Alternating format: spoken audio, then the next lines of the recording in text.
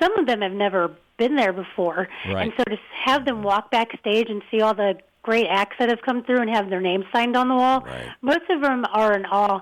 And it's pretty fun to see like their nerves kind of subside pretty quickly because they're all there together to produce a show and they're so supportive of each other. So it's something I could never get up the nerve to do, but it's amazing to see this bravery of these kids who just get up there and take control of that huge stage.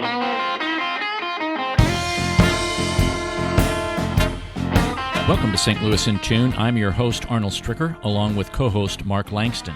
St. Louis in Tune focuses on issues that impact and connect the greater St. Louis area.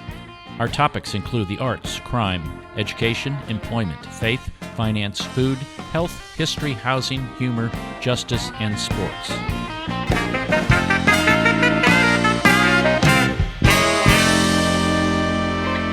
There is a great activity that is happening at the Fox. It has happened for the last 10 years, and there's going to be an 11th one coming up. It's the annual St. Louis Teen Talent Competition, and we actually had a judge from the Teen Talent Competition from the 10th on, and we also had a previous winner on St. Louis in Tune. But right now we have Erica Rogers, who's the Marketing and Outreach Manager for the Fox Performing Arts Charitable Foundation, on the line to talk about that. Welcome, Erica, to St. Louis in Tune. Hi, thank you for having me. Tell us a little bit about, we all know here in the studio about the St. Louis Teen Talent Competition because we had Joanna Sarenko on and we had Denise Times on, who was a judge at the last one. Tell the folks out in listener land what that competition is about. Yes, so the competition is a performance opportunity and scholarship opportunity. We invite young high schoolers in grades 9, 10, 11, and 12 to come out and perform for a chance for $50,000 worth of scholarships and cash prizes. Wow. Yes, so it's a great opportunity. I'm going to make my kids start singing. Get my kid to sing. Yeah. 50, that would, Right? Yes, right. So, and it can be, we welcome all types of acts, circus acts, singers, musicians. So really it's for anyone who loves to perform. Now, what do the judges look for? Obviously, if you're a singer, they're going to listen to good diction and are you singing in tune? And I guess if you're a magician, that you're actually it's magical, or if you're a circus performer, that you don't drop the balls if you're juggling them. Right. What are they looking for? So they're looking for technique and originality, and a great way to learn about that actually is we're hosting workshops.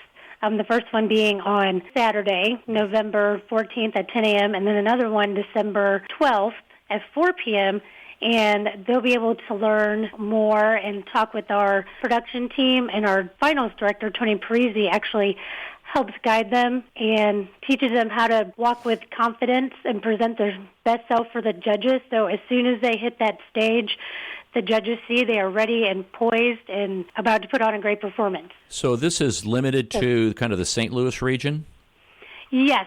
So the criteria is students in 9th, 10th, 11th, and 12th, like I said, must attend school within a 50-mile radius from the St. Louis Gateway Arch. And if you're homeschooled, you must live within a 50-mile radius of the St. Louis Arch.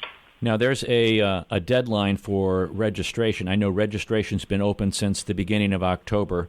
When does that close? Because you've got these dates like tomorrow and on December 12th that are kind of help sessions. When does registration close?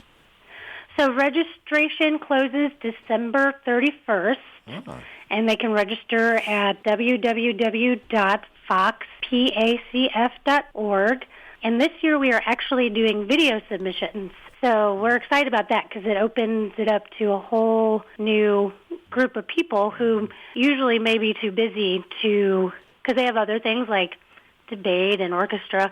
But this time we're trying to make it more open, and also with the pandemic going on, we're making it virtual. So you even have, like we mentioned, singers and dancers, magicians. I'm going to label a couple more here.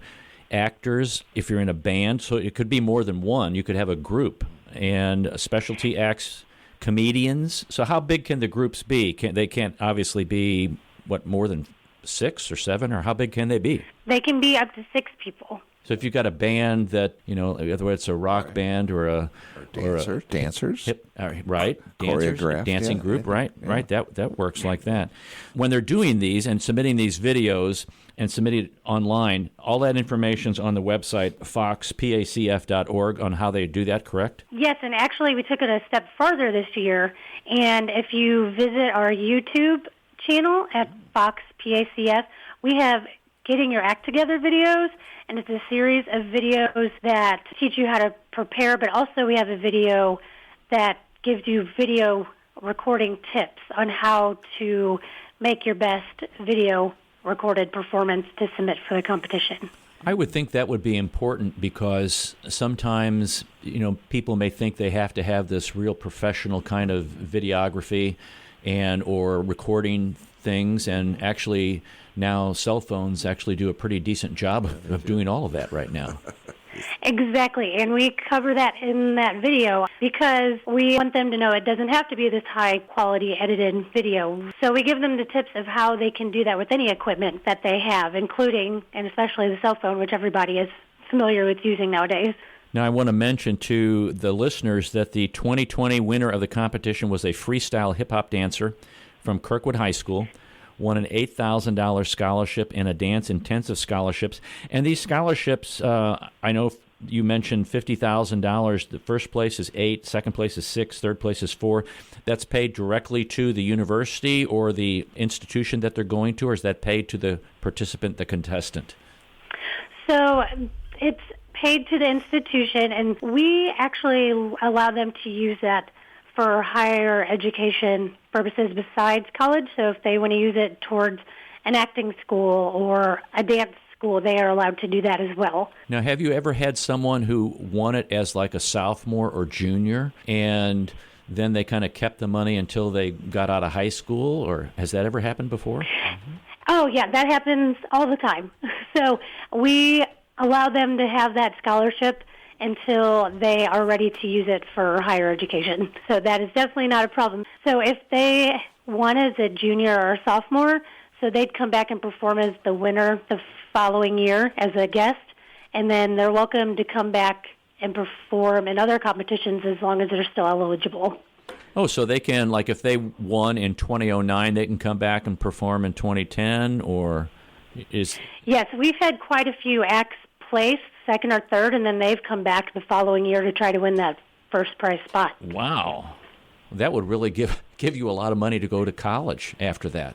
It's a great incentive. Well, that's a tremendous incentive. Now, if somebody needs an accompanist, if they're a vocalist, and would they be doing something like, my words now, a karaoke thing for the particular video that's submitted? If they get to the point where they are selected to actually come in to do a live presentation, do they get an accompanist, or do they still do like the quote-unquote karaoke deal? We often prefer that they have live accompaniment.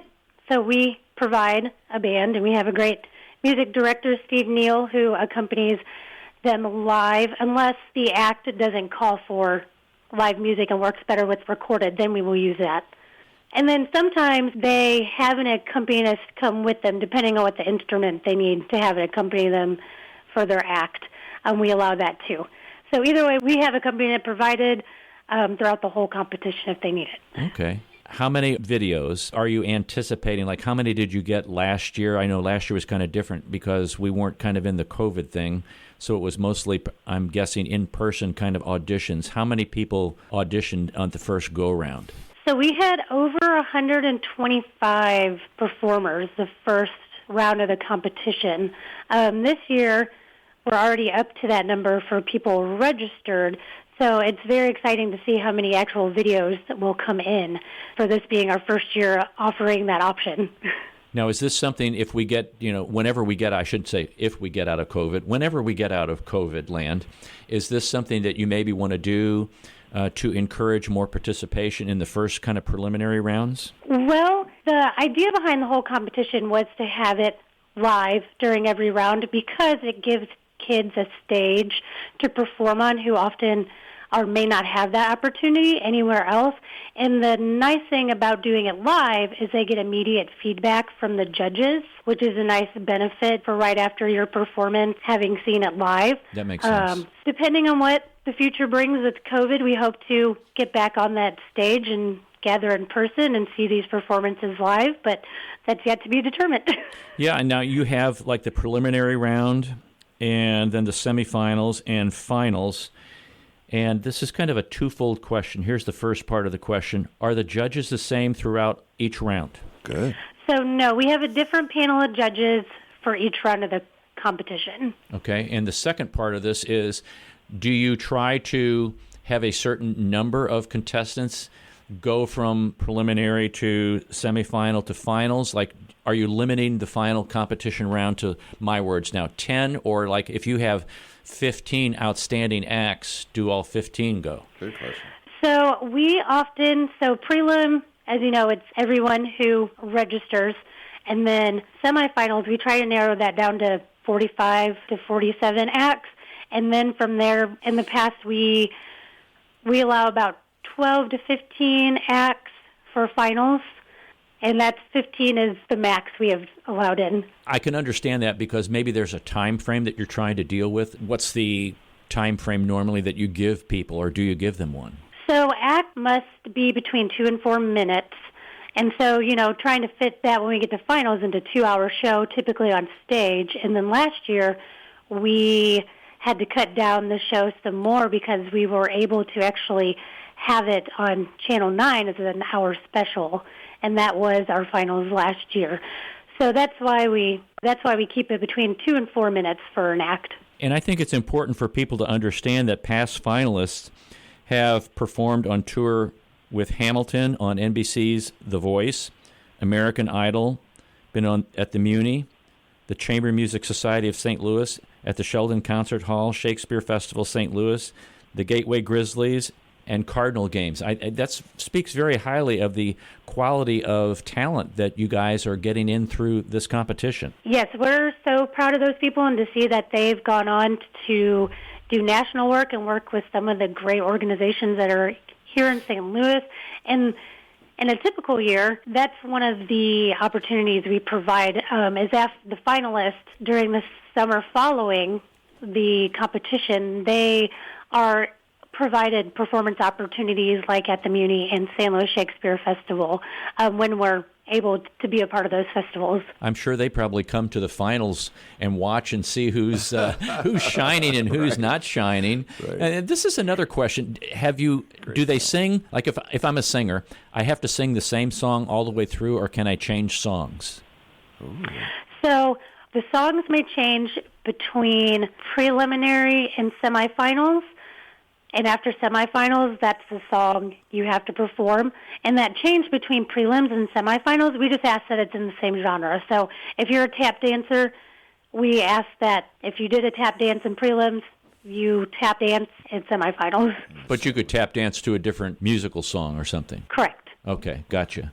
So, this is going to be kind of my humor. Mark's looking at me like, what are you going to say now? So if I'm a comedian, don't embarrass us. I don't have to say the same. I'm not saying the same jokes for all of them. Or do I say different jokes? I would say probably. That's interesting because we don't have too many comedians. I would love to see a comedian come up on stage. So I think the act could change between prelims and semis, and then semis, it should stay the same for finals, because what we want to do at finals is really finesse that act and get it ready to go on at the Fox stage. Gotcha. So at semifinals is really when you should lock in your act and start making it the best it can be for finals. And does that surprise kids when they get out on that big stage at the Fox Theater? That can be very intimidating. Oh, yeah. Well, it's one of my favorite things is not to see them get intimidated, but some of them have never been there before. Right. And so to have them walk backstage and see all the great acts that have come through and have their names signed on the wall, most of them are in awe. And it's pretty fun to see like their nerves kind of subside pretty quickly because they're all there together to produce a show and they're so supportive of each other. So it's something I could never get up the nerve to do, but it's amazing to see this bravery of these kids who just get up there and take control of that huge stage. Arnold, have you ever been backstage to the Fox Theater? I don't believe I have. When I was at another radio station, we used to do a lot of MC work at the Fox. And everyone, I think is Yul Brenner's name still on there? He came and did some play, and there's a huge thing of Yul Brenner and where he signed it. But I'd have to search for it, to be honest. Okay, that's one I got to look for. You should look for the Yul Brenner. It's big. It's got a picture of him. Anyway, everyone that has ever played on that stage has autographed the walls of the Fox Theater, and it's in the stairwells. It's in everywhere. Wow. It's now here at our radio station, we have our guests sign the walls too, something similar to the Fox. But when you look at some of the legendary performers that have come through that stage, and that stage has been there forever, and it's huge. And that's the fun thing for the finalists too, is we allow them to sign the wall too. We have a mural every year in a designated spot, and they have their name on the wall. That's fun. Yeah, you find your favorite idol, that's fun. and that maybe you watched and know, or maybe you saw in person, and if you can sign next to them, wow, what a neat deal. It is. My name's on the wall. Your name's on the wall there? I snuck it in there, yeah. Nobody's looking at it. They weren't looking. Sight of this wall here. So, Erica, give us kind of a summary conclusion of what's going on again. Maybe some people just began to tune in, and they're wondering what in the world we're talking about. All right, we are talking about the St. Louis Teen Talent Competition. Registration is open now until December 31st at foxpacf.org. This is a competition for scholarships and cash prizes for high school students in the St. Louis bi-state area in 9th, 10th, 11th, and 12th grade. And your website is www.foxpacf.org. And you have tomorrow, the 14th of November, and also December 12th. What are those sessions? Those are workshops where students can learn about the competition and have a chance to talk to the St. Louis Teen Talent Competition production team. You know, Erica, thanks very much for being on today. We've been talking to Erica Rogers, Marketing and Outreach Manager for the Fox Performing Arts Charitable Foundation. It's great to know that this teen talent competition is still going, even amidst COVID, and that you guys have made plans to make it another success. Thanks for being on today. Thank you very much. Y'all have a good day. You too. Thank you for listening. If you enjoyed what you heard, please take time to like and share this and other episodes of St. Louis in Tune that can be found on SoundCloud and Apple Podcast. St. Louis in Tune is produced in cooperation with KWRH 92.9 FM and Motif Media Group. Thank you for listening. I'm Arnold Strickland.